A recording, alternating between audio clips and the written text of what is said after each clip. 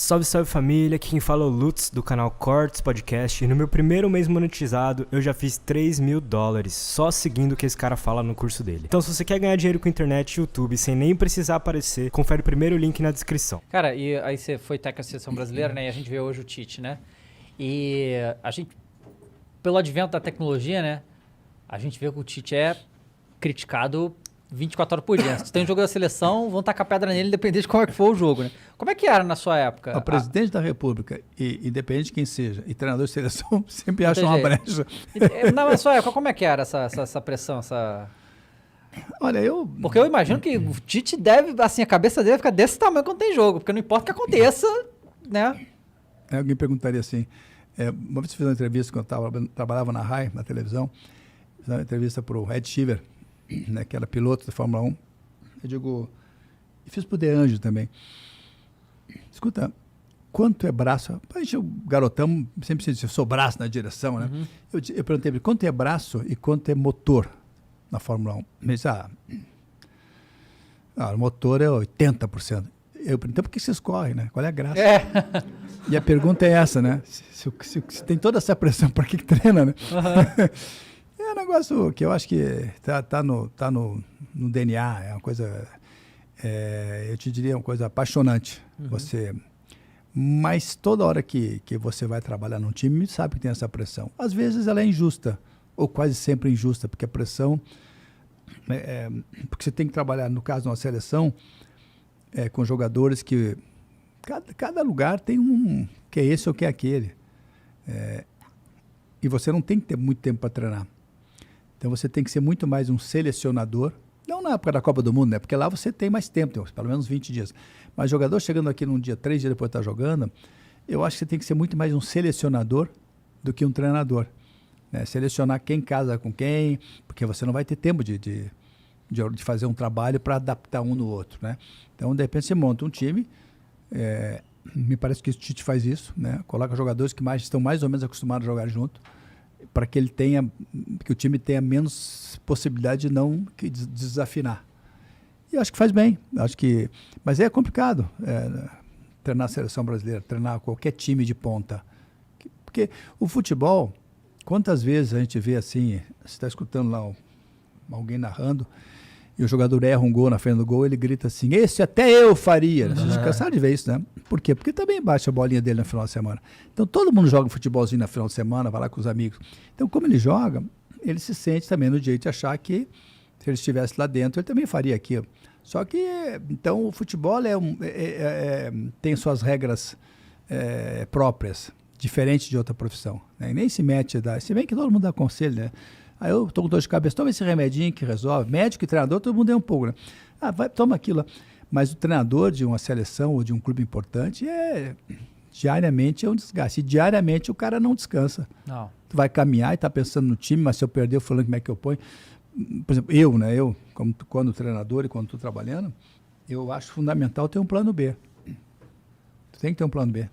Plano B, como um segundo, se tem o teu plano A, você vai jogar no 4-3-3, porque tu definiu. Daí tu vai ter que, o jogo não acontece, você tem que ter um plano B, vamos mudar o jogo. Isso tem que ser treinado, claro que tem que ser treinado, né? Porque o plano B, às vezes, é muito mais importante que o A, porque o A todo mundo sabe. Né? Você vai ver os times principais do Brasil, você sabe como é que joga. Né? Você sabe, não tem assim segredo. Então, o segredo é você entrar com uma coisa diferente. Por isso que eu acho que o plano B, ele é, às vezes, muito mais importante que o plano A. Cara, e o trabalho do Tite, o que você tem achado eu até gosto, agora? Eu gosto. Eu estou só preocupado porque, eu acho que ele também está, é que não vamos ter assim nós não vamos medir força com a Europa. Né? Não tem calendário. Eu acho que isso ele também está sentindo falta. Eu acho que seria importante. Nós tivemos aí um jogo mais complicado com a Argentina, que é mais ou menos do nosso tamanho.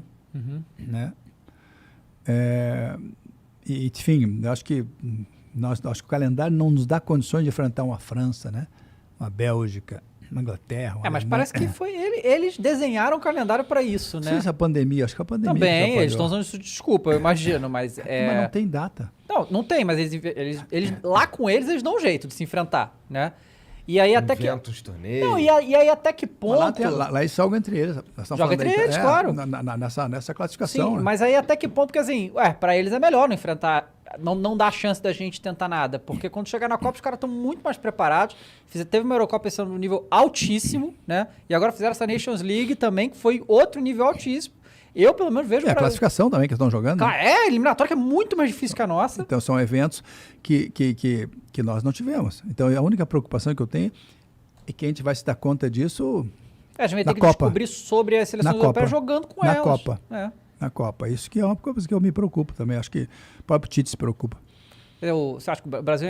Você acha que ainda está entre os favoritos ano que vem? Você quer ver... se a gente chegar daqui a... Se nós conversarmos aqui, chegarmos à conclusão, quem serão os favoritos para, sei lá, 2038, né? A gente vai botar Brasil, a gente vai botar Argentina, vai botar Alemanha, vai botar Itália. O resto tu não sabe. Porque a Bélgica é hoje uma seleção fortíssima já de algum tempo, é sazonal às vezes, a própria Holanda, né? Mas essas quatro essas são favoritas. Pode não estar, mas pode apontar daqui a não sei quanto tempo, porque tem história, né? Construiu uma história. A Itália não ficou na última Copa, não foi, mas é muito raro, né? Muito raro. Agora, a gente vai cravar sempre Brasil, Alemanha, Itália e Alemanha. Eu, pelo menos, vou cravar, né? Não cravaria uma seleção que no momento está legal, mas que eu não sei o que vai acontecer daqui a 6, 7, 8 anos. Coisa que não acontece com o Brasil e a Argentina. Mesmo que a Argentina tenha jogado na repescagem lá com a Austrália, né? E passou. Mas é muito raro. Essas seleções estarão sempre como favorita. Agora, o favoritismo termina ou não quando começa o jogo, né? Quando começa o jogo. Nós temos aí, não dá para cravar absolutamente nada hoje no futebol. Não dá. É que desde 2002, né? Vai fazer 20 anos ano que vem, a gente não ganha. E a gente é sempre eliminado no mata-mata para a primeira seleção europeia que a gente pega, né? Se não for exatamente isso, é quase isso. Você tem ideia do que aconteceu? Porque, assim... O bagulho se repetiu muitas vezes, né? Já estamos... Quantas Copas? 2006, 2010, 2014 e 2018, né? 4 Copas. Eu lembro que a da Holanda, que foi... O Brasil fez um belíssimo primeiro tempo. E nós tomamos... Acho que nós perdemos 2-1 de virada, se não me engano. O Felipe Melo foi expulso, aí teve o gol do Snyder e... Foi isso? Mas a Holanda... Nós ganhamos de Portugal na primeira fase, né? Teve Portugal na primeira fase. A Holanda era um timaço. A Holanda era um timaço. Depois agora, o último que eu lembro da Bélgica. A Bélgica era um timaço também. Sim. Então, a gente... Nós temos, sim, que acho que aprender. Eu já digo isso há bastante tempo. A gente tem humildade em tudo. A gente não valoriza tanto as nossas praias, né? A nossa música, né? Então, nossa música tão eclética, né? Nós temos lugares fantásticos para você fazer um turismo. A gente não realça tanto isso. Agora, futebol, não. Pera um pouquinho. Futebol, nós somos os melhores do mundo. E não é há bastante tempo, né? E não é há muito tempo, mas nós temos essa arrogância de achar que o futebol é um negócio nosso que não tem igual. Já passou esse tempo, né? Tanto é que nós não ganhamos há quanto tempo. Embora é a seleção que mais ganhou. Sim. Mas por que eu valorizo o futebol italiano? A Itália teria 5 títulos e nós 4 se tivesse ganho nos pênaltis de 90 e 4 nos Estados Unidos. Aí foi a diferença. Né? A Itália estaria com 5 e nós com 4. Para mostrar, por isso que eu respeito muito o futebol italiano. Porque eles são um time que é uma seleção que consegue, quando vale mesmo, eles vão para cima, porque tem muita história, tem muito currículo também. Então, esse pessoal a gente tem que respeitar. E hoje, respeitar a Bélgica, tem que respeitar hoje a França, então, que é um timaço.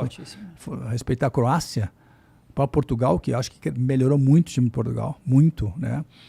Enfim, acho que está na hora de a gente ter um pouquinho de humildade em relação ao futebol, né? Nós continuamos sendo, sim, um futebol de muita qualidade, falando de seleção principalmente, mas nós temos que, às vezes, também entender que os outros também têm seleções fortes. A gente tem hoje alguma solução para não ser tudo Neymar? A gente tem alguma solução para isso? Eu acho que tem que ser trabalhado isso, né? Tem que trabalhar isso, né? O Neymar é um jogador, que é o principal jogador. Realmente, mas o jogo contra a Argentina foi sem ele, o Brasil jogou bem, né? Tem que criar isso. Eu acho que não pode depender só de... Até porque ele pode machucar, né? Como aconteceu em 2014, como aconteceu em 2014. Então tem que preparar isso. E acho que o jogo... Tem que se criar uma situação em que o diferencial seja ele. Vai ser. Mas tem que ter um plano B. Plano Plano N, no caso, sem Neymar.